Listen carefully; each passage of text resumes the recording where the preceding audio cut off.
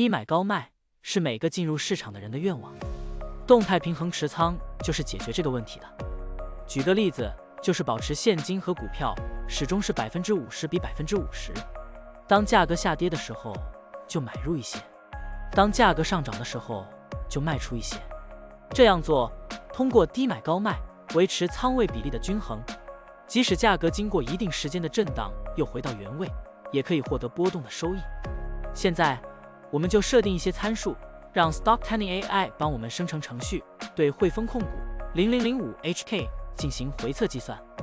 设定参数如下：检查间隔，每周五按照收盘价检查一次；价格梯度，每变化10%就启动买入或者卖出操作；运行时间从2023年1月1日到2024年4月30日；交易手续费设定为0.30%。这样设定节省了盯盘的时间和操作次数。好了，按照上面的设定，程序运行的结果是累计交易7次，期末持仓价值112820.00元，盈利12.82%，相比持仓不动，多盈利负21.78%。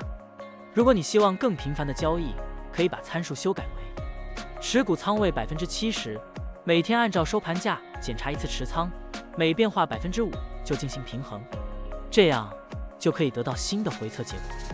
累计交易20次，期末持仓价值123721.25元，盈利23.72%，相比持仓不动，多盈利负10.88%。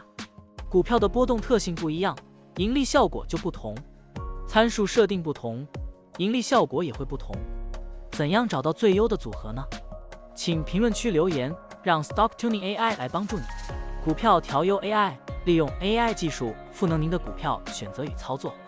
本站内容不构成对任何人的投资建议，您应当基于自己的独立判断做出决策。